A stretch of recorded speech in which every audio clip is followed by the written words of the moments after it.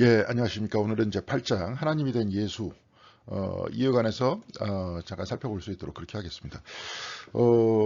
먼저 여기서 생각하셔야 될 것은 이 책이 역사적 예수에 대해서 주로 이야기를 하고 있기 때문에, 그러니까 인간 관점에서 이게 물론 이제 이거 교리 자체를 이제 이야기를 하지는 않습니다. 이제 비슷하게 이제 역사적 예수를 많이 이야기하는 사람들은 사실은 예수 그리스도가 사람인 것은 사실이었으니까. 그렇죠. 사람인 것은 사실이었잖아요. 근데 이 다음부터 그를 하나님으로 고백을 하게 된 건 신학적인 논의를 통해서 그렇게 된 거 아니에요. 예.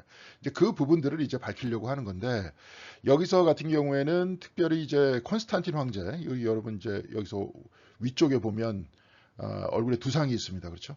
이 콘스탄틴 1세인데 이 사람이 결국은 기독교에 대한 박해를 중지했고, 기독교를 인정했죠. 예배 신앙을 인정했고, 그 다음에 이제 여기서 보시면 알겠지만, 기독교에 대해서 박해를 했었을 그 모든 경우, 그러니까 그 어떤 그 재산을 몰수했다든지, 뭐 그랬었던 모든 것들은 다시 배상을 해주고, 뭐 그랬었던 사람이었습니다.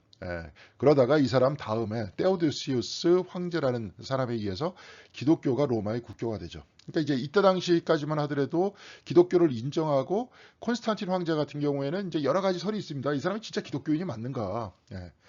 이 사람은 그냥 정치가일 뿐이지 않겠는가? 왜냐하면 당시에 기독교인이라는 그 사람들의 숫자가 굉장히 다수였기 때문에 이들을 이용해서 결국은 로마를 통일시킬 수 있지 않겠느냐 이 얘기입니다. 지금 왼쪽에 여러분들 이렇게 그 그림이 있죠? 네, 이 그림이 이렇게 쫙 있는데 여기 이제 왼쪽에 여기서 있는 그 그림은 라파엘로가 시스티나 성당에 이제 미켈란젤로가 거의 천장에 있는 벽화는 다 그렸는데 한쪽 부분에 라파엘로가 그린 부분이 있거든요. 여기서 이제 콘스탄틴 황제에 대해서 지금 그림을 그린 거예요. 그러면서 이제 이 사람이 서로마의 그 통치권을 확보하기 위해서 막센티우스라는 사람하고 전쟁을 일으킵니다. 전쟁을 해가지고 이제 승리를 하는데 그때 이 사람이 비전을 봤다는 거예요. 갑자기 하늘에서 이제 이렇게 십자가가 보이고 여기서 이건 거 모르겠어요. 제가 라틴어를 모르니까 이 표식으로 네가 승리하리라. 이 계시를 하늘로부터 받았다. 그러니까 이제 사람들이 막 몰려들었어요. 사람들이 몰려들었다는 건 뭡니까? 여기에 기독교인들이 많았다는 거 아니에요. 그 신앙을 가지고 사람들이 뭉쳤고 막센티우스라는 사람하고 싸워가지고 4만여 명의 군대를 끌고 저쪽에서 왔는데 결국 막센티우스도 강물에 빠져갖고 전사해서 결국 서로마의 황제가 됩니다. 나중에 그래서 또 그 여세를 몰아서 이 사람이 이제 기독교를 이제 공인을 했잖아요. 공인을 이제 한 게 아니라 인정을 했잖아요. 그러니까 동로마, 그때 로마는 분열되어 있었으니까 리키니우스라는 황제하고 또 전쟁을 일으켜서 동로마까지 다 통일을 시켜서 로마를 전체 한 덩어리로 통일을 시켜요. 그러면서 이 사람이 통치권자가 됩니다. 그러니까 그 입장을 딱 생각을 해보면 이 사람이 진짜 기독교인이 맞는가? 아니면 기독교를 이용해서 결국은 정치적 통합을 이뤘는가? 근데 정치적인 관점 안에서 생각해 보면 굉장히 유능한 사람이죠. 그리고 이 사람은 그 세례도 바로 받지 않았어요. 죽기 바로 직전에 받았다는 거예요. 그러니까 이제 기독교적 관점 안에서 보면 이 사람이 뭡니까? 기독교인이 아니었다가 나중에 죽기 바로 직전에 무서우니까 세례를 받았다 이렇게 될 수도 있겠지만 정치적 관점에서 보면 기독교인이다라고 딱 이야기를 하면서 자기가 로마에도 뭐 다양한 종교를 섬기는 종교를 가지고 있는 사람이 있었잖아요. 그러니까 다양한 종교를 가지고 있는 사람이 있는 상태에서 내가 기독교인이다라고 딱 얘기를 하면 로마 자체가 분열이 될 수 있고 뭐 적대 관계가 생길 수 있으니까 끝까지 자기는 기독교는 인정을 하는데 그대로 내비뒀다가 자기가 죽기 바로 직전에 세례를 받고 끝났다는 겁니다. 그러니까 어떻게 평가를 하느냐에 따라서 이 사람에 대한 관점이 달라요. 그리고 또 특별히 이제 우리는 물론 개신교지만 나중에 이제 기독교가 그 캐톨릭하고 이게 전통 종교라는 캐톨릭하고 동방 기독교로 이렇게 분리가 되잖아요. 동로마. 근데 동방 기독교에서는 이 콘스탄틴 대제를 성인으로 시성을 합니다. 그래서 이 왕이라는 그 존재가 굉장히 위치가 커요. 정교회에서는. 그래서 나중에 캐톨릭하고 동방 정교회가 갈라진 게 뭐냐면 그, 그 동방 정교회에 다섯 명의 교주가 주교가 있었거든요. 그들이 결국은 가장 수장이에요. 모든 것들 그들의 주교 회의를 통해서 모든 것들을 결정을 하는데 그 사람들이 그렇게 있었습니다. 로마의 주교가 있었고, 그 다음에 알렉산드리아의 주교가 있었고, 안디옥의 주교가 있었고, 이 콘스탄틴 노플의 주교가 있었고, 나중에 이제 어디입니까? 예루살렘에 주교가 있었어요. 이렇게 5명의 주교가 모든 것들을 결정을 했는데 나중에 캐톨릭에서 갑자기 이제 서로마가 막 분리가 서로마가 이제 그 서로마 쪽에서 캐톨릭이 분리가 될 때는 갑자기 로마의 주교가 황제보다 높다. 예. 그러니까 이제 거기서 정치와 종교 간의 갈등이 일어났었던 거죠. 그러면서 종교가 힘이 더 셌던 거죠. 기독교가. 그러니까 황제보다도 더 교황이 힘이 세다. 더 높다. 그 위치가 위에 있다. 라고 교황은 아니었죠. 그때 당시에. 로마의 주교가 황제보다 더 위에 있다. 이렇게 주장한 사람들이 캐톨릭이었던 거예요. 그러니까 여기 사람들은 주교는 똑같이 평등하고 다 왕 아래에 있는데 무슨 소리냐. 왜냐하면 콘스탄틴 대제가 뭡니까? 성인이었잖아요. 그러니까 이제 그 동로마에서는 동방 기독교에서는 그것을 받아들일 수 없었던 거죠. 그러니까 사실 그것 때문에 갈라진 겁니다. 뭐 신상 뭡니까? 뭐 마리아상이나 예수상이나 그런 조각을 동로마에서 인정하지 않았다. 그런 얘기가 아니라 그건 이제 피상적인 얘기고 실질적인 얘기는 이제 권력의 이야기였던 거예요. 근데 우리는 개신교잖아요. 개신교기 때문에 무슨 뭐 누구를 성인으로 삼는 것도 아니고 또 특별히 동로마는 너무 그러니까 동방교회는 너무 나간 거 아닙니까? 무슨 황제가 무슨 성인입니까? 하여간 그런 역사가 있어요. 근데 분명히 중요한 것은 또 우리가 또 이해할 수는 있는 거죠. 네로 황제가 죽은 이후에 250년이 지나서 기독교가 공식적으로 인정이 되면서 그 다음에 어떤 기독교가 로마의 중심 종교가 됐는데 그 전까지는 무수한 박해를 당했잖아요. 그러다 갑자기 이 사람이 나타나서 물론 뭐 개인적인 뭐 정치적인 생각이었을지 어설지는 모르겠지만 결국은 기독교를 인정을 해주니까 이 사람이 굉장히 고마울 수 있겠죠. 그러니까 이런 여러 가지 형태의 다양한 그 소용돌이가 있었다 이겁니다. 근데 이제 특별히 오늘 이 관점, 오늘 그 책의 관점에서는 이걸 별로 좋게 이분을 보지 않습니다. 그래서 여기서도 이렇게 이야기했지 않습니까? 니케아 별장의 야합이다 이런 표현을 했어요. 니케아 회의가 어떻게 나왔느냐? 니케아라는 곳은 황제의 별장에서 그 회의가 일어났다는 거예요. 그러니까 결국은 황제의 강압에 의해서 움직여질 수밖에 없었다. 자유로운 분위기 안에서 토론된 것이 아니라 결국은 황제의 영향력 아래서 통합됐다 이런 얘기인데 또 황제 입장에서 보면 갑자기 아리우스파하고 아타나시우스파예요. 여기서 이제 알렉산더 주교라 그러는데 그 양쪽에 파워 게임이 굉장히 심각해지면 또 분열이 되잖아요. 이 사람은 쉽게 얘기해서 서로마 쪽에서 싸워가지고 결국은 서로마의 황제가 됐고 나중에 동로마까지 통합한 사람인데 그러니까 이 사람의 임무는 로마 전체를 통합해야 되는 그런 임무가 있었던 거죠. 그러니까 사실은 정치인이었던 거죠. 지금 우리나라 정치와 다르잖아요. 자기 무슨 국민이 분열되거나 말거나 그냥 자기만 살면 되고 자기 집안만 살면 되고 아주 이가 지금 우리가 불행한 사회에서 살고 있는데 이때 당시 이 사람은 통합의 원리를 사용했다 생각했다. 이제 이 부분도 염두에 두면서 여러분들이 책을 읽으면 굉장히 재밌게 읽을 수 있을 것 같다. 그런 생각이 듭니다.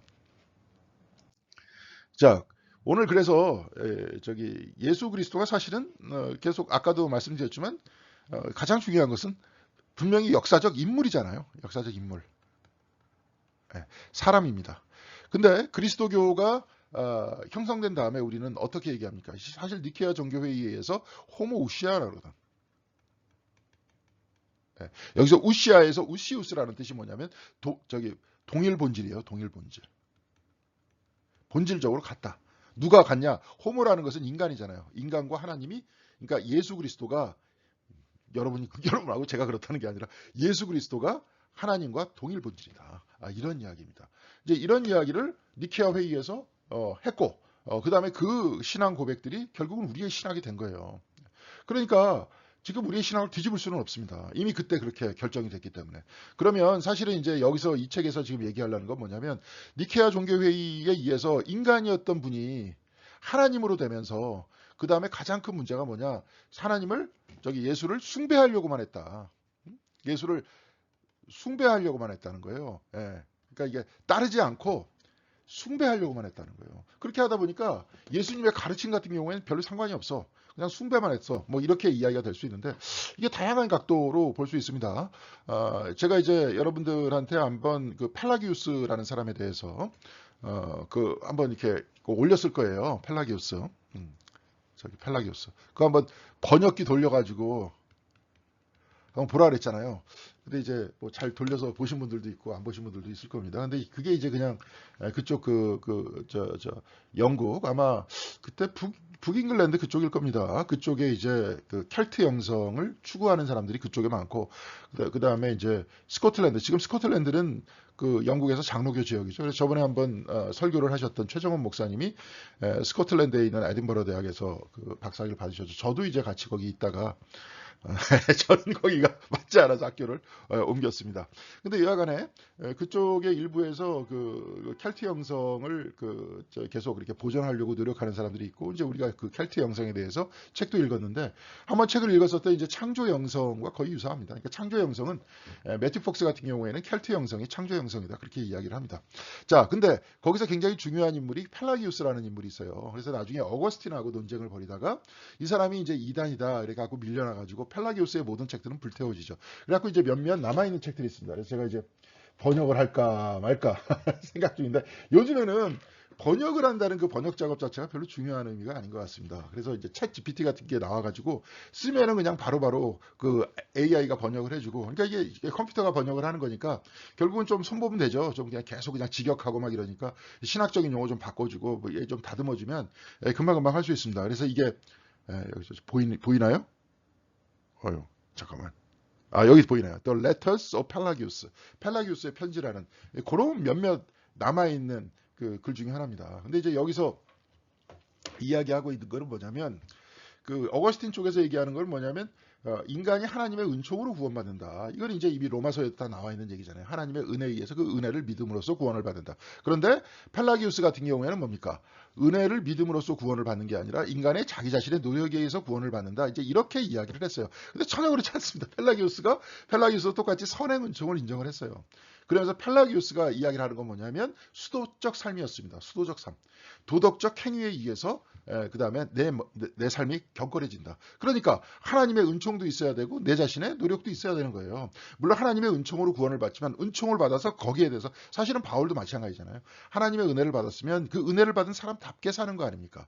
그리고 율법이라는 것을 바울이 거절한 게 아니라 믿음이 없는 행위를 거절했다 그랬잖아요. 그러니까 가식적인 행위, 위선적 행위예요. 그러니까 예수님도 바리새인들을 계속 비판했을 때 복음서에서 위선적 행위를 비판했던 것 아닙니까?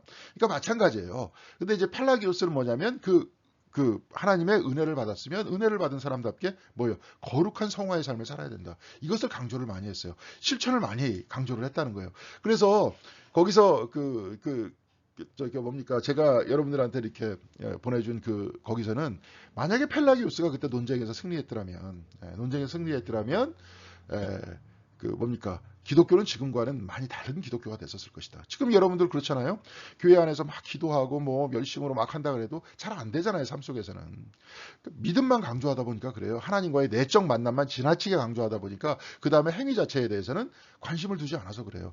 아예 그냥 행위 자체, 우리가 선하려고 하는 행위 자체를 거의 뭐 그냥 뭐예요. 그거는 뭐 인간의 교만이다 말이지. 막 이렇게도 얘기했었잖아요. 그렇게 됐기 때문에 기독교인의 삶이 다를 게 없어요. 특별히 이것이 이제 나중에 순복음주의 어떤 기복적 신앙과 결합이 됐었을 때는 뭡니까? 그냥 복 받으려고 기도하고 복을 내가 받으면 하나님의 은총이다라고 얘기하는. 그럼 뭐 세상 사람들과 다를 게 전혀 없잖아요. 지금 그렇게 하다 보니까 교회가 아무 힘이 없는 겁니다. 바깥에 있는 사람도 똑같은데 뭐. 그렇죠? 아예 그냥 서양 사회 안에서는 그렇잖아요. 덕이라는 것, 도덕이라는 것.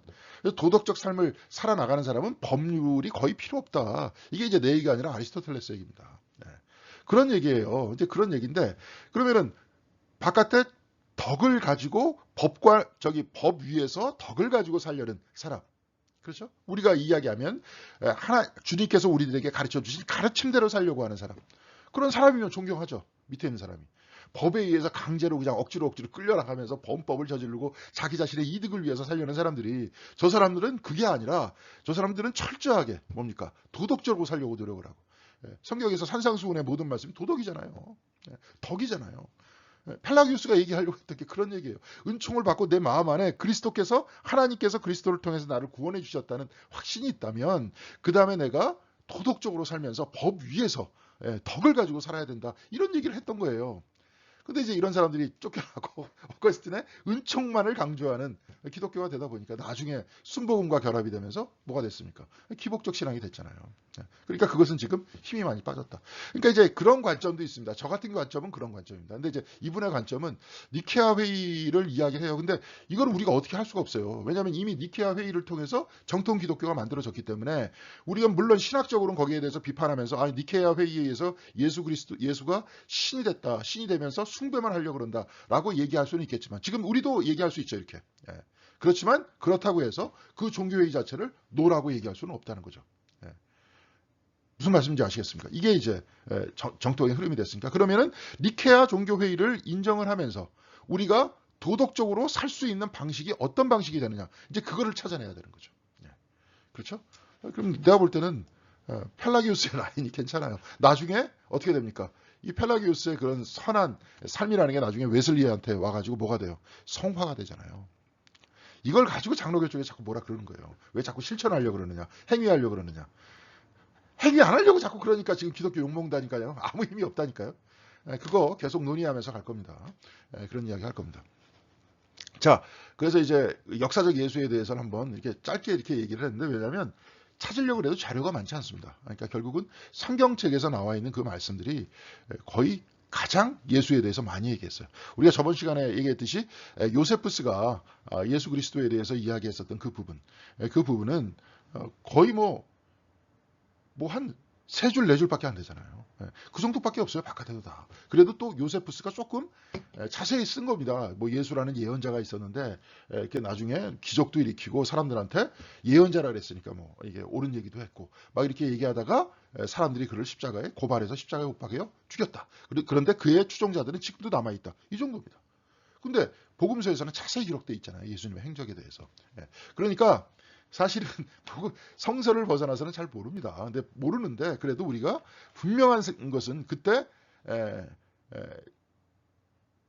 기원전 한 4년 정도쯤 아마 됐을 것이다. 대부분 얘기하잖아요. 지금은 0년이 예수님께서 탄생하신 그 해일 것이다. 그래갖고 우리는 기원 후를 이렇게 쭉 따지는데 지금 이제 역사적 예술을 공부하는 사람들이 보니까 한 기원전 4년 정도가 아닐까. 왜냐하면 그 헤롯이 죽잖아요. 예수님이 태어났을 때 있었던 왕이었던 헤롯이 죽는데 그 사람이 기원전 한 4년 정도에 죽거든요. 그러니까 이제 거기에 맞춰서 그렇게 이야기를 합니다. 근데 이제 나사렛 사람 예수다 이렇게 공식적인 활동 이전의 예수, 옛날 예수예요. 그러니까 드러나기 전에 예수를 추측하는 거죠.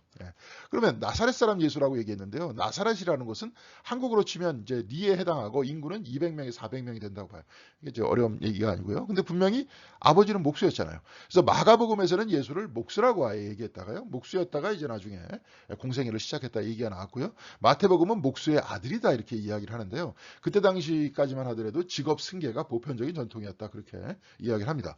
근데 이제 목수는 장인으로 상층이 아닌 하층민이었다는 거예요. 근데 이제 이분은 그렇게 얘기하는데 제가 또 이제 매튜 폭스가 도미닉 크로스왕의 글들을 인용하면서 이렇게 쓴 글들을 보니까 여기서는 딱 2가지밖에 없었다. 상류층이나 하류층 이렇게 두 부류밖에 없었다고 그러는데 중류층도 있었다는 거죠. 그러니까 장인이고 목수라는 존재는 하층이 아니라 중류층이었다 이렇게 또 얘기를 하더라고요. 그러니까 예수는 가난한 분이 아니었다는 거예요. 중산층이었다는 거죠. 이제 그렇게 또 추측을 합니다. 모르죠. 그때 당시에 가 있지 않아서 모르는데 사회 구성이 지금 어떻게 돼 있느냐. 이제 이분 같은 경우에는 이분이 가지고 있었던 이분이 모아놓은 그러한 모든 글들에서는 이제 특별히 도미닉 크로스왕의 글들을 많이 이용을 하는데, 근데 이제 거기서는 이제 2층밖에 없었다. 이제 이렇게 이야기를 해요. 그러니까 상층은 성직자, 군대 장군, 전문 관료와 상인, 아니면 하층민이었다는 거예요. 이게 2그룹밖에 없었다는 건데, 또 다른 설에는 중산층이라는 거기도 굉장히 미묘하지만 있었고, 목수는 중산층이었다. 이렇게 이야기도 하기는 했다는 겁니다. 자, 그러면은 하여튼 공식 활동 전에는 잘 모르니까요. 왜냐하면 성경책에 잘 안 나와 있잖아요. 예수님께서 마태복음 같은 경우에는 돌아가실 뻔하다가 헤롯한테, 그 다음에 이집트로 도망갔다가 다시 돌아왔다. 그 다음에 누가복음에서는 뭐가 나옵니까? 성전에 같이 갔다가 6월절에 갑자기 예수가 사라졌다. 그래가지고 저기 한 3, 4일, 4일일 겁니다. 거기 됐을 때 찾아봤더니 성전 안에 있었다. 그러니까 왜 이렇게 부모를 이렇게 놀라게 만드느냐 이렇게 어머니가 얘기하니까 마리아가 얘기하니까 내가 아버지 집에 있는데 왜 나를 찾으셨나이까 이제 이렇게 말씀하시는 분이 나오죠. 그때 이제 마리아가 예수님의 그 말씀을 듣고 마음에 새겼다 이제 그런 부분이 나옵니다. 그러니까 그 정도밖에 얘기가 안 나오잖아요. 예수님의 공생의 이전의 삶에 대해서는 잘 이야기를 안 합니다. 자 그러면 성경책에 보면 예수를 누구라고 말하느냐 대부분 랍비라고 이야기를 하죠. 그러니까 아마 30쯤에 목수일을 접고 출가했을 것이다. 그러니까 보통 보면 예수님이 33살에 돌아가셨다 그러면은 그렇죠? 좀 놀라운 사실이죠. 그죠? 목수였다가 뭐 무학이었다며요. 제대로 배우지도 않고 하층민이었다며. 그러면 그런 하층민이었던 사람이 30에서 33 아니면 이게 3년이라는 그런 보도도 있고 쭉 이야기를 하다 보면 보통 한 1년에서 한 2년 됐을 것이다 이렇게 얘기를 합니다. 그때 잠깐 활동했던 그 활동이 지금 2000년이 지나서 지금까지도 아주 엄청난 영향력을 가지고 있잖아요. 놀라운 사실입니다. 그렇죠? 그런 것도 인정을 해야 돼요. 근데 여하튼 인간적인 측면을 좀 보자는 거죠. 근데 세례 요한 밑으로 들어가요. 그러니까 세례를 받았다는 것은 그 사람 밑으로 들어가는 거예요. 그러니까 우리가 교회에서 세례를 받으면 우리 교회 교인이 되는 거지 않습니까? 그러니까 세례 요한의 세례를 받았다면 그 문화생이 됐다는 거예요. 그래서 아마 세례 요한은 누구였겠느냐? 에세네파였다 쓸 것이다. 에세네파들이 세례를 주는 금욕주의자였거든요. 에세네. 근데 우리가 이제 저번 시간인가요? 그때 당시에 유대 사회 조직들이 어떻게 돼 있었느냐? 그러면은 보통 뭐 제사철학, 그다음에 나중에 제사철학 옆에 이름도 복잡합니다. 그거.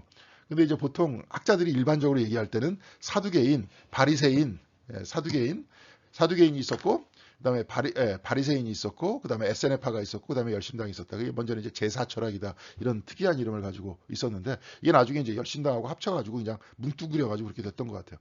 커다랗게 네 가지의 이제 그룹이 있었다라고 이렇게 보는데 에세네파라는 사람은 과거에 제사장들이었던 사람이에요. 근데 지금 헤롯 대왕 그 밑에 있는 제사장들이 한마디로 타락했다 이거지. 왕정하고 타락했다 이거. 그러니까 자기네들은 진짜 제사장 그룹이 돼서 진짜 진정한 하나님의 제사장이 돼서 금욕하며 살겠다 그래서 사회 쪽으로 들어가서 금욕 생활을 합니다. 그러면서 그때 메시아가 오기를 기다리는 그런 제사장 그룹들이 있었어요. 그 사람들이 세례를 받고 그 다음에 하나님의 나라가 도래한다라고 믿고 있었다는 거죠. 에세네파예요. 그러니까 세례 요한 밑으로 들어갔다는 건 뭡니까? 일종의 에세네파가 되려고 노력했던 것이 아닌가. 그러면서 세례 요한은 굉장히 뭐라 그랬습니까? 묵시적이었다 그랬잖아요. 묵시적이란 건 뭡니까? 하나님께서 어느 순간에 확 오는 거예요. 하나님 나라가 와버리는 거야. 그러니까 지상에 있는 모든 왕들이 쫓겨나고 갑자기 하늘에 있는 요한계시록에서 보면 그렇죠. 하늘에 있는 예루살렘이 확 밑으로 내려와. 그다음에 새하늘과 새 땅이 돼. 이게 이제 묵시적 삶이었던 거죠. 근데 예수님께서는 뭐라 그랬습니까? 하나님 나라는 너희 안에 있다 그랬잖아요. 그렇죠? 하나님께서는 지금도 우리와 함께 계시고 같이 호흡하시고 우리도 하나님 나라를 만들어 가야 된다. 아까 펠라기우스 잠깐 얘기했죠. 그 사람 잘못된 게 뭐냐고 이런 걸 보면 예수님과 오히려 더 가깝죠. 절대 은총만 자꾸 얘기를 하면은 뭐예요? 어거스틴식으로 자꾸 얘기를 하면 세례 요한하고 가까운 거지 그런 사람들은. 그렇죠? 예수님은 그렇잖아요. 하나님 나라가 내 안에 있다. 그러니까 우리는 만들어 가야 된다. 하나님께서 인간을 만드셔가지고 하나님의 형상으로 만드셔서 어떻게 했습니까? 이 땅을 다스리라 그러셨잖아요. 하나님 혼자 다 붙이고 장구치고 안 했잖아요. 그러니까 그런 거 잘 봐야 됩니다. 그러면서 그 부분들을 우리가 받아들이면서 이것을 어떻게 아까도 얘기했지만 니케아 종교회의에서 벗어나지 않으면서 그렇죠. 그 다음에 전통에서 벗어나지 않으면서 만들어내는 게 바로 신학이에요. 그러면서 교회를 지켜나가고 그러면서 교회를 앞장서서 나가게끔 만드는 겁니다. 그렇다고 해서 과거에 가지고 있는 것들을 무조건 받아들이는. 지금 그렇잖아요. 한국에서 계속 옛날에 은총 얘기하고 은혜만 얘기하고 막 그냥 열광주의적으로 막 얘기를 하면서 실질적으로 그 안에서 체험할 수도 있겠죠. 그렇죠. 그렇죠? 사람이라는 것들은 결국은 자기 자신의 에고를 내려놓으면서 에고를 내려놓으면 뭡니까? 우리가 기독교적인 세계관, 뭐 모든 종교적인 세계관도 마찬가지지만 이 안에서 하나님께서 보편적으로 우리를 둘러싸시는 뭐 헤겔이 이야기를 하듯이 절대정신의 구여지라거든 세상은. 절대정신이 하나님입니다. 하나님께서 여러분들 각각의 사람한테 임재해 있어요. 그러면서 여러분들이 각각 어떻게 되는 겁니까? 절대정신을 깨달아가는 거예요. 하나님을. 그러면서 절대정신은 뭡니까? 하나님은 여러분을 통해서 세상을 전체적으로 하나로 통합하시는 거예요. 이게 이제 해결적 사고 방식입니다. 근데 뭐 물론 이제 그것이 그렇다, 틀렸다 맞다 이런 차원보다도 이런 형태의 어떤 관념론적 세계관, 그런 형태의 종교적 세계관은 뭐냐면 우리 자신의 그러니까 내가 따로 분리해 있다라고 생각하는 그 모든 것들을 극복을 하면 내 안에 하나님 안에서 우리들은 하나다 이렇게 얘기를 하는 거 아닙니까? 그러니까 열광주의적으로 가든지 우리가 침묵으로 가든지 그 안에서 하나가 될 수 있는 거예요. 그런데 문제는 그것을 어떻게 살아야 될 것인가. 특별히 너무 열광주의 쪽으로 가면은 비이성적으로 가잖아요.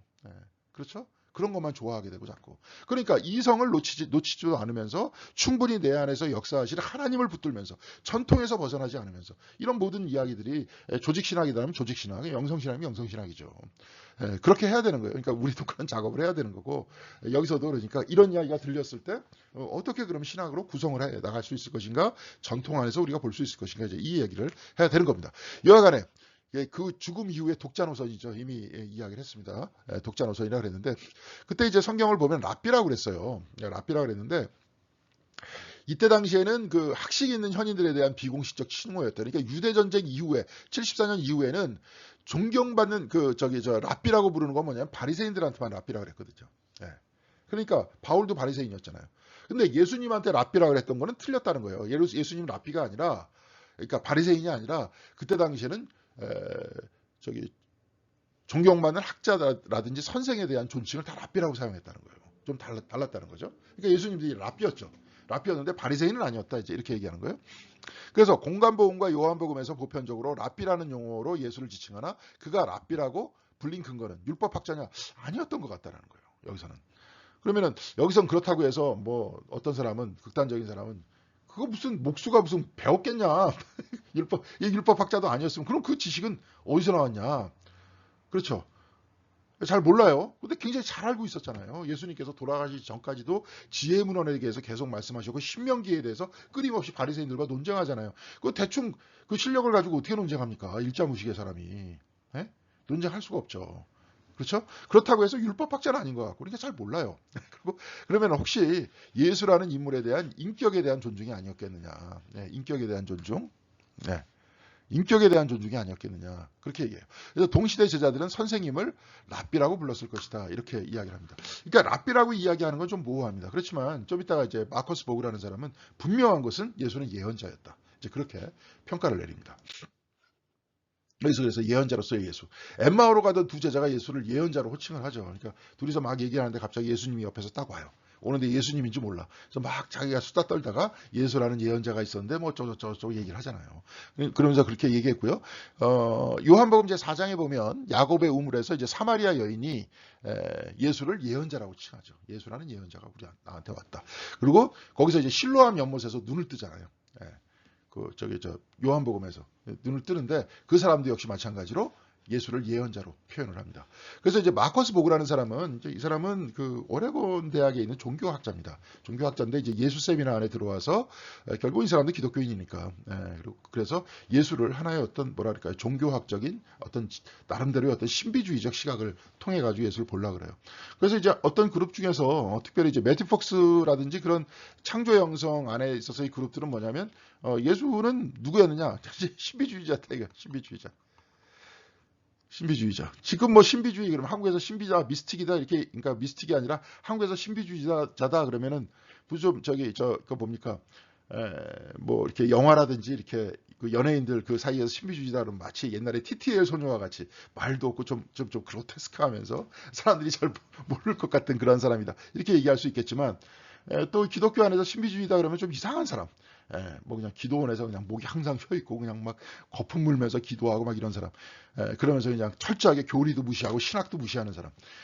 이런 식으로 또 이제 지칭을 했어요. 근데 그런 식으로 함부로 얘기하면 안 됩니다. 그러니까 제가 볼 때는 우리나라의 가장 큰 문제가 뭐냐면 용어 자체를 함부로 써요. 그러니까 우리나라의 이제 철학이라든지 어떤 신학 계통에 어떤 그 비트겐슈타인과 같은 분석 철학자들이 나타나서 정확하게 언어에 대해서 이야기를 하는 그런 사람들이 좀 필요하다고 생각을 합니다. 그래서 그 일본 같은 경우에는 보면 용어가 하나 들어올 때마다 그 토론을 통해 가지고 공식적으로 이야기를 한대잖아요. 그러니까 우리 신학계에도 마찬가지입니다. 지금 갑자기 기독교 안에도 영성이라는 말이 이제 들어왔는데, 영성이라는 말이 들어왔는데 이게 뭐 뭔 말인지도 모르고 갑자기 쓰잖아요. 옛날에 뭐 심령 이렇게 쓰다가 요즘엔 영성 쓰다가 뭐 신앙인가 보다 이렇게 쓰다가 대충 쓰지 않습니까? 이게 그런 거 아니에요. 이렇게 얘기하다 보니까 문제예요. 근데 지금 예수님을 신비주의자다 이렇게 이야기를 했던 것은 뭡니까? 신비주의자라는 거는 매튜 폭스는 그냥 이렇게까지 얘기를 하더라고요. 자기는 자기가 신비주의라고 본대. 왜냐면 저 커피를 지금 마셨더니 사례가 들렸습니다. 신비주의자라 그런 이유가 베토벤의 음악을 어렸을 때 딱 들으니까 자기가 갑자기 이렇게 춤을 추면서 방에서 나왔다. 그래서 자기는 신비주의자다. 이런 얘기를 해요. 그렇죠? 예, 이건 뭡니까? 일치하는 것. 예, 일치하는 것. 합이라는 것. 하나님과 하나 되는 것. 그러니까 하나님과 하나 된다는 게 뭡니까? 하나님께서 나와 함께 하신다는 것을 내가 지금 체험하면서, 그렇죠? 내가 뭡니까? 하나님의 뜻에서 벗어나지 않고 일치된 행동들을 하는 것. 그런 거잖아요. 그런 것들을 믿는 사람들, 그런 것을 붙들면서 사는 사람들이 신비주의자 아닙니까? 예수님께서는 그런 적 많잖아요. 나와 아버지는 하나다. 이런 부분, 특별히 요한복음에서 그런 부분들이 많은데, 이제 이런 부분으로 또 이렇게 보기도 해요. 근데 이 사람은 예언자로 보기도 하고, 어떤 사람은 랍비로 보기도 하고, 우리가 저번에 책 읽기를 제일 먼저 했었을 때 예수 하버드에 오다 거기서 그런 얘기 했잖아요. 저기 1세기의 랍비였다. 랍비였다. 그런 얘기를 하잖아요. 그러니까 그분은 하비 콕스 같은 분은 이제 랍비로 보시는 겁니다. 근데 여하튼 어떤 식으로 보든 아까도 계속 얘기했지만 랍비로 보든 예언자로 보든 뭘로 보든 그리고 전통 안에서 그렇게 보면서 그렇게 품고 나가면 되는 겁니다. 왜 관점이 다 다를 수 있죠. 실질적으로 예언자의 모습도 있고 또 신비주의자의 모습도 있고 그 다음에 그런 모습도 있기 때문에 그래서 한번 살펴보면 좋을 것 같습니다. 그래서 마커스 보고는 예언자는 고발, 위협, 변화 요청 이 세 가지의 요소가 있다 이런 얘기를 합니다. 그래서 아브라함, 요시야, 헷셀이라는 사람을 저는 이렇게 보면 좋아요. 사실은 예언자에 대해서는 이분이 대갑니다. 이분이 대가요. 마커스 보고보다. 근데 이제 이 사람은 불의에 민감한 극률의 사람이다. 특별히 이제 극률의 사람이라 그랬어요. 그래서 극률, 하나님과 인간의 일치라는 그러한 영역이 극률이라는 영역 안에서 하나님과 인간이 일치되려고 했다. 그러니까 왜냐하면 특히 유대교 같은 경우에는 이 합일이라는 요소 자체를 원하지 않거든요. 왜냐 하나님은 절대적으로 우리를 넘어선 분이니까. 저번에도 한번 말씀드렸지만 구약 성경에서 나오는 모든 하나님은 하나님의 사자라는 전제하에서 유대인들은 봅니다. 그러니까 하나님이 아니라 하나님 사자가 말하는 거예요. 다 하나님이다 그래도. 하나님은 몰라요 우리가. 넘어선 분이야. 그러니까 우리가 일치시킬 수가 없어. 근데 어디에서 일치되느냐? 긍휼 안에서 일치되는 거예요. 하나님과 인간이 만날 수 있는 영역. 그래서 긍휼 안에서 살아나가는 불의에 민감하면서 그 하나님의 긍휼을 토해내는 사람. 그 사람이 예언자다 이렇게 얘기를 해요. 근데 그렇게 얘기를 하다 보면 그런 사람 고발할 수도 있고 위협할 수도 있고 변화를 요청할 수도 있는 거죠. 그렇죠? 그러니까 이제 이 사람은 마커스 보그는 지배 엘리트, 권력자, 부자, 종교인들을 고발했고 최후의 심판과 위협적인 종말에 대해서 얘기했고 이스라엘 집단의 변화를 요청했다. 그러니까 예수는 예언자였다. 그래서 예수가 속해 있던 전통 속에 등장했던 그 어떤 인물도 예수만큼 이스라엘의 고전적 예언자들과 닮은 사람은 없었다. 이게 세 가지가 고발, 위협, 변화 요청이 있었는데 예수의 모든 목회 활동을 보니까 고발, 위협, 변화 요청이 다 존재를 했다. 그럼 아브라함 요소 햇살도 마찬가지죠. 불의에 민감했던 긍휼의 사람이었다. 그런 예수도 또 이렇게 그렇게 얘기하잖아요. 그러면서 이제 예수님께서는 막 산상수훈에서 말씀하시고 나중에 뭐 화 있을진저 막 이렇게 말씀하시지 않습니까? 그래서 마커스 보그는 나는 예수가 십자가에 처형당한 것이 바로 사회적 예언자로서의 그의 활동 때문이었다라고 확신한다. 이렇게 마커스 보그는 이야기를 하고 있습니다. 그러니까 예언자로서의 예수를 이야기하는 거죠. 예, 저 부활 사건 후 신격화 과정 이렇게 한번 살펴보도록 하겠습니다. 여기서는 이제 아까도 말씀드렸죠. 예수라는 인간에 대해서 먼저 이야기하는 관점. 그것이 이제 이 책의 관점이다 하는 것들을 염두에 두고 발화했죠. 그러니까 실질적으로도 그렇잖아요. 인간이었다가 어떤 과정에 어떤 토론을 통해서 어떤 사건들을 통해서 어떤 신학적 논의 과정을 통해서 그리스도가 됐고 결국은 나중에 하나님과 동격이 됐느냐. 기독교 역사를 한번 살펴보자는 거죠. 이제 공간복음서의 예수는 메시아 혹은 하나님의 그 아들이라 그랬다. 이런 부분이 나오죠. 근데 메시아로서의 예수 이렇게 보면 복음서 어디에도 예수가 자신을 메시아라고 주장하거나 생각했다는 흔적이 없다. 이 이야기는 뭐냐면 나는 그리스도가 아니다. 뭐 이런 얘기가 아니라 메시아라고 얘기했던 유대인들이 메시아라고 얘기했었던 그 메시아 관점이 있잖아요. 그건 뭡니까? 사실은 이 사람들이 생각했던 그 메시아는 뭐 다윗 왕조 후손이다 이렇게 얘기할 수 있겠지만 이 사람들이 그렇게 생각했던 거죠. 그게 뭐냐면 마카비 형제들에 의해서 그 다음에 그리스가 이스라엘 땅을 지배하고 있었던 바로 그때 그들이 이제 다 내쫓았다 그랬잖아요. 우리가 한번 얘기했잖아요. 마카비 형제가 내쫓고 하스몬 왕조를 세웠다 그랬잖아요. 근데 하스몬 왕조도 나중에 이제 멸망하죠. 그래갖고 로마에 의해서 멸망한 다음에 로마의 식민지가 되는데 사람들은 어떻게 생각했겠어요? 저 왕조가 실질적으로 정통성 있는 다윗의 왕조가 아니었다. 네. 그죠? 그렇기 때문에 저 왕조가 무너졌다. 이렇게 생각을 했던 거예요. 그러니까 진짜 다윗의 후손들이 적자가 딱 내려오면서 이 땅이 다시 다윗 왕조가 되면서 그러면서 가장 융성했을 때 새로운 나라가 세워질 것이다. 이렇게 생각했던 것이 당시 사람들이 생각했던 메시아라는 거죠. 예. 근데 그런 메시아라고 예수님께서 한 번이라도 말씀하셨습니까? 없잖아요. 예. 나중에 이제 예수님께서 잡혀 가셨을 때 뭐 베드로가 이렇게 뭐 말고의 귀를 내리치니까 예수님께서 어떻게 하셨어요? 다시 붙여주시잖아요. 칼로 일어선 자는 칼로 망한다. 결국은 이스라엘 사람들이 생각했던 메시아는 아니었던 거죠. 네. 그래서 혹은 이스라엘 혹은 유대인들이 기대했던 메시아와는 그 이미지가 전혀 달랐다는 거예요. 그래서 여기서 메시아란 그러니까 유대인들이 기다렸던 혁명과 곧 새로운 왕조를 세울 사람을 뜻한다는 거죠. 예수는 그렇게 스스로 주장하지 않았다는 뜻입니다. 그러니까 이제 복음서의 메시아적 파라다임은 비폭력적 메시아죠. 아까도 얘기했지만 오른쪽 뺨 때리면 왼쪽 뺨 대라. 악한 자들과 다투지 마라. 그렇지만 절대로 불의를 행하지 말아라. 그들에 따라서. 이제 그런 얘기를 하지 않습니까? 또 고난받는 메시아에 대해서 얘기하잖아요. 그래서 이사야서와 연결돼서 실패하고 버림받았다는 것은 메시아 유대적 관점이 아니었다는 거예요. 메시아는 승리하는 존재죠. 그렇죠? 그래갖고 나라를 뒤집는 존재. 그래갖고 나라의 왕이 되는 존재인데 어떻게 고난받고 실패한 사람이 메시아가 될 수 있겠어요? 그렇죠? 그래서 제국주의, 독재와 종교적 파행 속에서 새로운 세상을 일구고자 하는 사람이 어찌 고난을 받지 않을 수 있겠는가? 여기가 예수께서 걸어졌던 길이었던 거예요. 독재와 종교적 파행 속에서 새로운 세상을 일구려고 하는 사람. 그렇지만 그들과는 전쟁하려고 그러지는 않은 사람. 그러니까 결국은 누가 당해요? 자기가 당하는 거지. 자기가 고난을 당하는 거죠. 그렇죠? 그런 얘기입니다. 그래서 하나님의 아들로서의 예수 이렇게 보면 이때 당시에 이제 하나님의 아들이라는 건 뭐냐? 우린 잘 모르잖아요. 잘 몰랐잖아요. 저는 예전에 그래서 한번 어떤 부흥사 목사님이 한번 설교한 거 한번 여기서 얘기했나요? 사람의 아들은 사람이고 하나님의 아들은 하나님이라.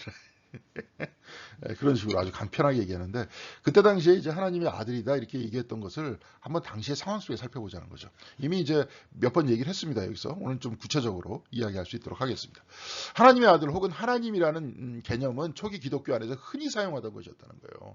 그래서 구속자, 해방자, 세상의 구주 이와 같은 호칭은 카이사르 아우구스투스에게 황제한테 사용했던 용어였다는 거예요. 우리 굉장히 익숙하잖아요. 주, 구속자, 해방자, 세상의 구주. 그렇죠. 다 로마 황제한테 이야기했던 거였다는 거라니까요. 그러면서 이제 고대 프리엔의 유적지 신전의 대들보에 글이 써져 있는데 하나님의 아들 카이사르 황제 하나님 아우구스투스께라고 이야기하죠. 카이사르 아우구스투스를 하나님의 아들 하나님께 이렇게 얘기해요. 황제를 그렇게 얘기했다는 거예요. 황제를. 그렇죠. 그는 인류의 구세주고 세상의 구세주다. 세상의 구세주다. 이렇게 불렸다는 거예요. 자, 그래서 공간복음에서는 예수를 카이사르가 아니라 하나님의 아들로 예수를 불렀다는 거예요. 저 카이사르가 아니라 저 황제가 아니라 예수가 하나님의 아들이라는 거예요. 그 예수가 하나님의 아들이라는 것을 메시아적 관점에서 얘기하면 그 뭐예요? 비폭력적 메시아라는 겁니다. 유대인들이 기다리던 메시아도 아니라는 거예요. 오히려 고난받는 존재라고 그렇게 이야기를 하고 있죠. 완전히 다른 존재잖아요, 지금. 그래서 구세주, 주님으로 불렀다는 거예요. 그러니까 기독교만 유독 박해를 받았다는 겁니다. 왜? 황제를 구세주 주님이라 그래야 되는데 갑자기 예수를 구세주 주님이라 그러니까 그렇게 얘기했던 거예요. 그래서 초창기에는 기독교인들을 무신론자라 했다는 거예요. 무신론자. 황제를 믿지 않으니까 무신론자 이렇게 얘기했다는 거예요. 그래서 예수를 하나님의 아들로 부름으로써 예수를 하나님의 아들로 부름으로써 카이사르를 부정했다는 거예요. 그래서 복음서의 예수는 하나님의 외아들이다. 요한복음에 외아들이다 이렇게 얘기했어요. 왜 외아들이다 얘기했겠느냐? 하나님의 독생자, 하나님의 외아들은 로마의 수많은 왕들이 하나님의 아들이라고 그랬지만 이들은 가짜이고 예수만이 진짜 아들이라는 거예요. 이걸 요한복음 때부터 이미 이야기하기 시작했다. 이때 이제 아마 사실은 모르겠습니다. 이게 나중에 어떤 한참 이후에 니케아 종교회의 이게 요한복음이 300년까지 가지는 않거든요. 100 몇 년, 한 120년 정도쯤에 쓰여졌을 것이다. 이제 이미 그때서부터 그 예수 그리스도가 독생자다. 그리고 저 딴 왕은 저 하나님의 아들 아니다. 이제 이렇게 얘기하기 시작했다는 거죠. 그래서 이제 니케아 신조, 이제 하나님과 동일 본질이다. 제가 좀 아까 얘기했잖아요. 요한복음서에서는 예수를 하나님으로 묘사한 두 가지의 부분이 있어요. 그러니까 요한복음 1장 18절에 보면 일찍이 하나님을 본 사람은 아무도 없다. 아버지의 품속에서 계신 외아들이신 하나님께서 하나님을 알려주셨다. 이런 표현을 씁니다. 외아들이신 하나님께서 하나님을 알려주셨다. 그러니까 여기서 얘기하는 거는 예수 그리스도를 통해서 하나님 자체를 우리는 하나님이 누군지를 모르지만 그리스도를 통해서 저분이 바로 하나님이시구나. 하나님이 계시다면 그렇죠. 바로 저분과 같지 않겠느냐. 이렇게 얘기할 수 있지 않겠느냐. 그렇죠. 그러니까 이렇게 얘기할 수 있으니까 이 부분은 논란의 여지가 있다. 근데 요한복음 20장 28절은 굉장히 구체적으로 나옵니다. 그러니까 도마가 부활하신 그리스도를 딱 보면서 대답하기를 나의 주님, 나의 하나님이다. 이게 그러니까 가장 정확하게 초대교회에서 예수를 하나님이다라고 니케아 종교회의 이전에 얘기했었던 그런 부분이 아니었겠는가 이런 얘기예요. 그래서 여기서 이제 1장 18절은 알리셨다 혹은 나타내 보이셨다. 그의 삶과 가르침을 통해서 하나님을 알려주셨다. 나타나 보이셨다. 이제 개역개정의 번역은 이제 나타나 보이셨다고 하나님을 알리셨다. 이런 얘기죠. 그래서 도마의 고백은 일반적 고백이 아니었으나 이런 고백이 일반적이 된 것은 니케아 회의 이후부터 있다. 그러니까 이제 여기서는 이렇게 넘어가면 안 될 것 같아요. 사실은 제가 볼 때는. 그렇지만 일반적 고백이 아니었다라고 얘기할 수는 없죠. 왜냐하면 성경에 기록되어 있기 때문에. 근데 여하튼 이것이 완전히 신학적으로 정립됐던 것은 이렇게 표현해야죠. 신학적으로 완전히 정립됐던 것은 니케아 회의 이후부터였다. 이렇게 이야기를 하면 될 것 같습니다. 그래서 이제 예수가 이제 하나님의 아들이었다가 이제 하나님이 되는 과정입니다. 근데 이제 하나님 아들, 하나님 이 모든 과정이 황제한테 지칭되는 과정이었는데 이제 예수한테 이양되기 시작했다. 그리고 황제를 신화적으로 얘기했었는데 이제는 신학적으로 동일 본질식으로 이제 얘기하기 시작했다 하는 것이 니케아 회의입니다. 자, 아까도 얘기했지만 이거 싫으면 기독교 따라야 됩니다. 이걸 비판할 수는 있어요. 그래서 비판하는 그러한 부분은 요 비판이라는 것보다도 사실은 이러면서 예수에 대한 신격화가 강화되는 바람에 예수의 인성이 약화됐다. 이런 부분은 이야기할 수 있죠. 근데 분명한 것은 나중에 이 다음 회의입니다. 니케아 회의 때도 비슷하게 얘기했지만 완전한 하나님, 완전한 인간 같이 얘기를 합니다. 예. 그러니까 이제 완전한 인간에 대해서도 얘기를 해야 돼요. 기독교도 이것도 정통이잖아요. 이것도 종교회의니까 이제 그렇게 이야기가 됐습니다. 그래서 인카라에서 회의가 소집되기까지 313년 밀라노 칙령이 있었는데 여기에서 뭐냐면 콘스탄틴 황제가 기독교에 박해 중지를 해요. 그 다음에 예배의 자유를 이야기를 했고요. 기독교인에게 탈취한 재산을 복귀했고요. 박해 희생자들에게 그 손실을 보상했습니다. 그래서 네로 황제 이후에 250년 만이에요. 그러니까 사실 이게 얼마나 어마어마한 사건입니까? 계속 박해받고 재산 뺏기고 사람들 죽고 막 이랬었는데 이 사람이 완전히 다 만약 재산 뺏겼다면 다 돌려주고 사람 죽었으면 보상해주고 그 다음에 기독교는 이제 괜찮아 이렇게 얘기하니까요. 대단한 사람으로 보였을 거 아니에요. 그렇죠? 콘스탄틴의 이와 같은 행동을 한 이유는 선임 황제 갈레리우스의 유언 때문이었다. 그러니까 이 사람은 굉장히 기독교를 박해한 사람이었는데 박해하다 보니까 제국이 끊임없이 분열되더라. 기독교인들이 사라지는 것이 아니라 더 양상되더라. 그러니까 서방 황제의 자리를 물려주면서 박해의 종식을 권면했다는 거예요. 자신이 박해했으나 피해가 컸다. 이제 너는 그러지 말아라. 라고 이야기하는 것도 하나의 학설이죠. 그렇죠? 여하간에 그래서 전향적으로 이 사람이 이렇게 했다는 거예요. 그러면서 아까도 얘기했지만 막센티우스와의 전쟁을 통해서 나는 하나님의 계시를 받았다. 나는 우리는 이길 수 있다. 얘기하니까 그 수많은 기독교인들과 사람들이 힘을 합쳐서 이겼다. 이런 얘기잖아요. 그러니까 여하튼 논란이 많습니다. 이제 과거에 있는 얘기니까 뭐 그 사람한테 녹음 테이프 지금도 막 그냥 녹취록 같은 거 나와도 그거 그냥 따지고 그 진위 여부를 따지는데 시간이 걸리고 그러는데 이게 쉽습니까? 근데 여하튼 간에 그래요.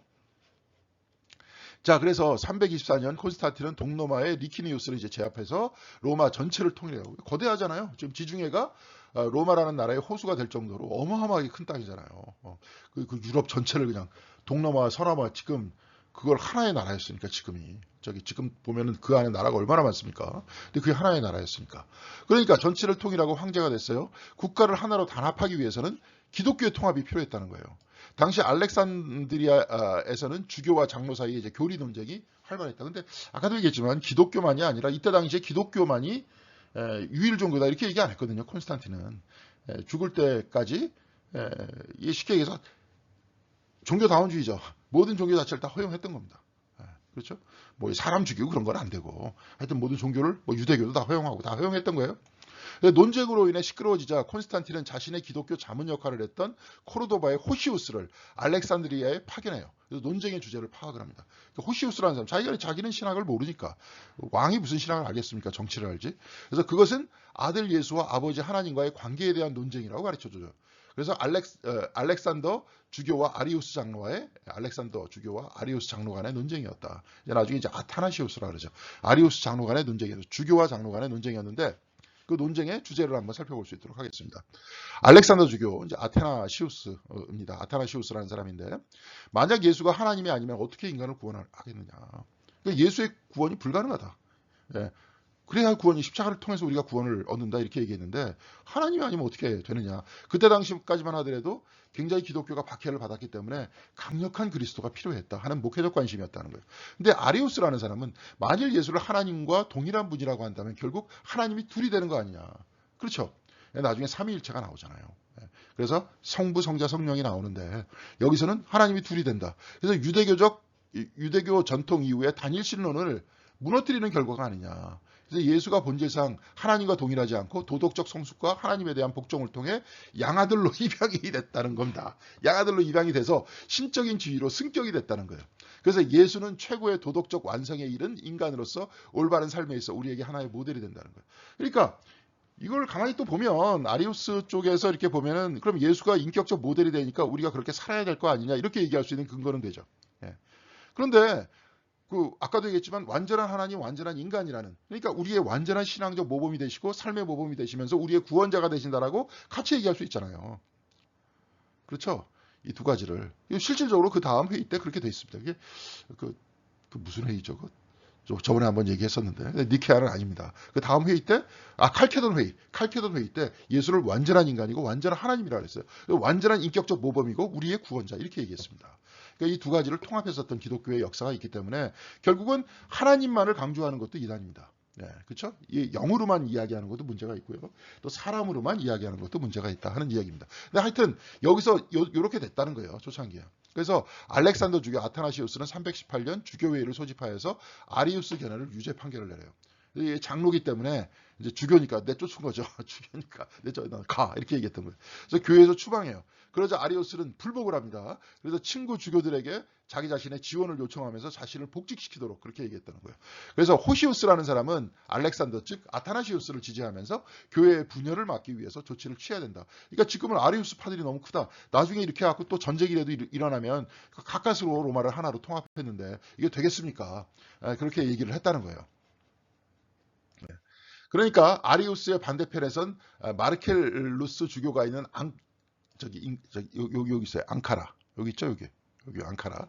앙카라에서 종교회의를 열자고 했으나, 그러니까 아리우스파들이 많이 모여있는 쪽이 앙카라예요. 근데 니케아에 있는 황제의 별장에서 이제 회의를 갖게 되는 겁니다.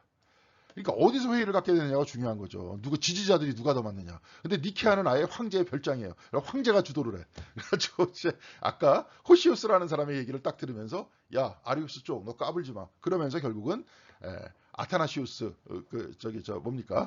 알렉산더 주교인 아타나시우스의 뜻에 따라가지고 결국은 그게 이제 정통교리가 된다는 거죠. 그러니까 앙카라에서 니케아로 이제 회의 장소를 옮겼는데요. 옮긴 이유가 첫째, 니케아는 공기가 좋다. 되게 재밌죠.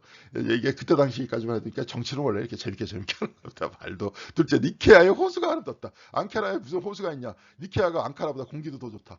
셋째, 회의를 위한 편의시설이 이제 완비돼 있다. 넷째, 앙카라는 내륙이니까 니케아가 더 좋다. 여기 사람들이 다 모일 수 있다. 다 모일 수 있다. 그러니까 앙카라는 내륙이다. 안 좋다. 이렇게 얘기했던 거죠. 그래서 황제를 움직이는 사람은 아까도 얘기했지만 호시우스였잖아요. 근데 이때 황제가 회의를 주도하는 이유가 있었는데요.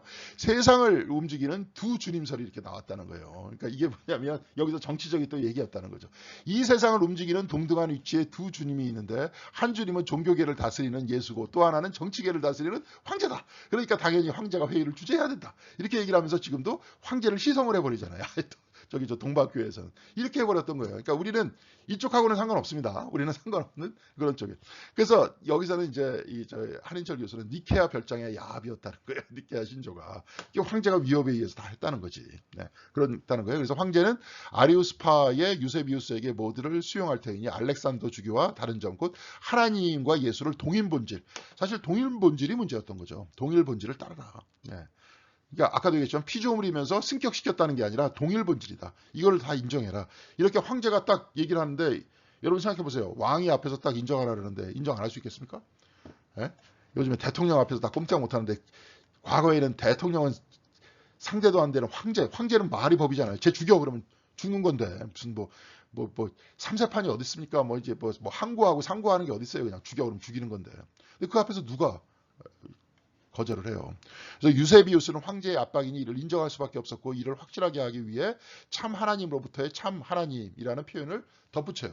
그래서 아리우스파는 예수가 하나님은 맞지만 참 하나님은 아니다라는 것이 왜냐하면 아까 얘기했듯이 어덥션, 그러니까 이게 입양했기 때문에 그래서 승격시켰기 때문에 하나님은 하나님이지만 참 하나님은 아니다라고 얘기하는 게 아리우스파고 아타나시우스파는 동일 본질이라고 얘기한 게 동일 본질이었고 그래서 황제가 소집했던 니케아 종교회의에서 동일 본질이 통과가 됐던 겁니다. 근데 어떤 방식으로 통과가 되든지 여하간에 지금 여기서 벗어날 수는 없다 하는 이야기를, 그렇지만 신학적으로는 비판하면서 여기에 대한 단점을 얘기하면서 장점을 극대화시킬 수는 있다. 이런 얘기를 제가 좀 아까 말씀드렸습니다. 그래서 니케아 신조를 보면 우리는 한 분 하나님 아버지 전능자를 믿는다.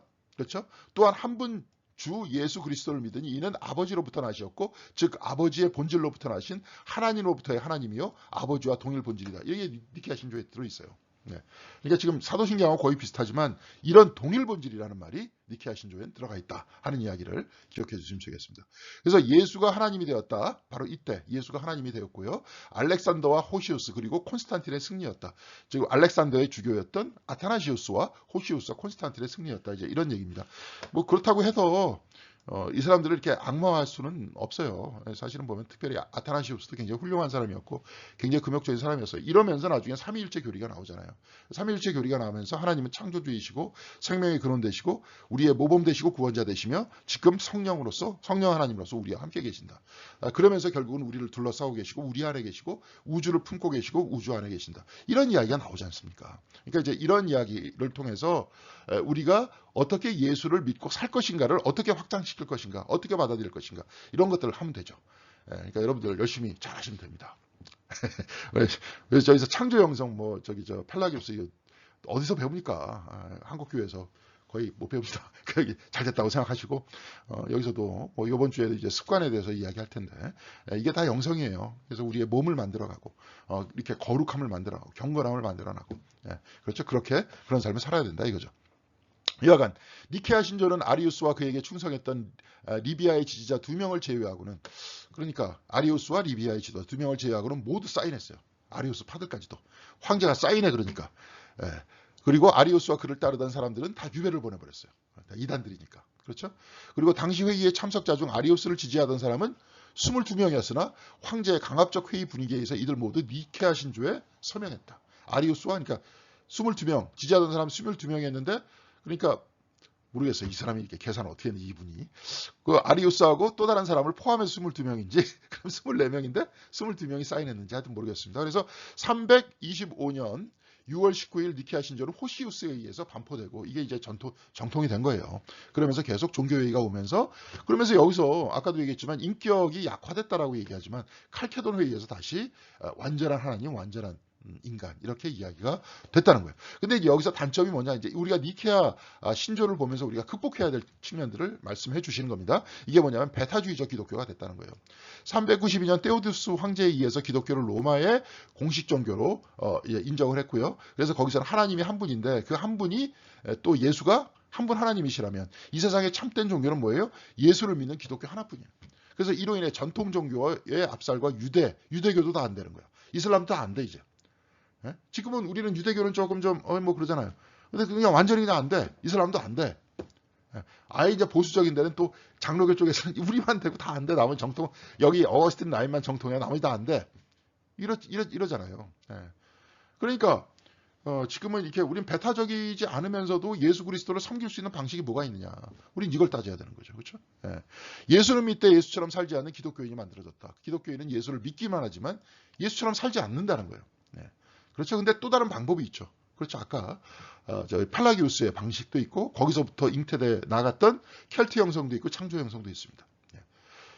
그러면서 지금은 팔라기우스에 대한 그 이야기가 활발하게 논쟁이 진행되고 있습니다. 그러면서 이제 다시 꺼내면서 다시 얘기를 하고 다시 해야죠. 자, 그러면서 우리도 이런 예를 들어서 저번에 김동학 장로님께서 말씀하시는데 하도 이제 장로교 쪽에서는 은총만 강조하고 실천을 안 하니까 어떤 목사님이 잘 모르겠습니다. 김동학 장로님이 아실 거예요. 혹시 아시면 그분이 누구신지 거기에다가 한번 이름을 좀 써주시면 감사하겠습니다. 이제 그분은 그 은총과 성화를 같이 놓고 이야기를 한다는 거죠. 그래서 은총을 받으면서 성화가 되는. 그렇죠? 그 부분이 있는 것 같아요. 그러니까 성화를 그분도 강조를 한다는데 이게 전통적인 저쪽에서는 그냥 다 하나님께서 주시는 것이다 이렇게만 얘기하고 아무것도 안 하려고 하다 보니까 결국은 예수님의 말씀도 내 말을 듣고 행하는 자는 반석 위에 집을 짓는 사람이다라고 분명히 주님께서 말씀하셨는데 거기에 대한 이야기는 도외시하게 되잖아요. 그렇게 하다 보니까 예수는 믿되 예수처럼 안 살려고 그래. 그래서 자꾸 이제 역사적 예수를 이분이 얘기하려고 그러는 것도 예수처럼 살자.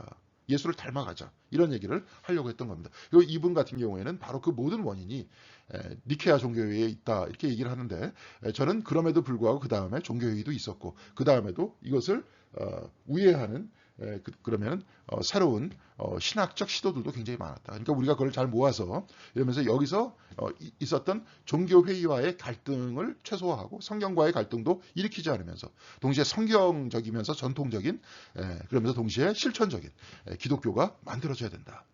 저는 이제 이것이 미래라고 생각합니다. 이게 곧 영성이죠. 이 습관을 통해서 기독교인답게 사는 거죠. 그렇죠. 기독교인답게 살아야 존경받는 사람답게 살아야 그런 사람들을 보면서 사람들이 개종을 하고 그렇죠. 사람들이 기독교에 대해서 다시 한번 할 거 아니에요. 근데 지금 뭐 기독교인이라 그러면 생활하는 게 좀 어떻습니까? 뭐 정치적으로도 아주 그냥 막 한쪽에 그냥 치우쳐져 가지고 그냥 남을 증오하면서도 자기는 사랑 얘기하고 말이 앞뒤가 안 맞잖아요. 예? 남을 그렇게 증오하면서 뭐 어떻게 사랑 얘기를 합니까? 그리고 똑같이 성공지향적으로 얘기를 하고.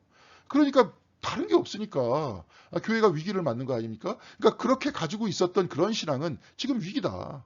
위기다 하는 것들을 인정을 하고 그럼 뭐에서 잘못됐는지를 이야기를 하고 여기 있는 분들 같은 경우에 특별히 이제 한인철 교수나 거기 주변에 있었던 역사적 예술을 공부하는 사람은 예술을 살아내지 않는다. 예수 살지 않는다. 이런 얘기잖아요. 그러니까 이런 형태를 보면서 우리가 만들어 나가면서 또 영적으로 우리가 살아가는 훈련을 해야 된다. 이것이 기독교의 진정한 미래가 될 것이다. 이제 이렇게 여러분들한테 말씀드리고 싶습니다.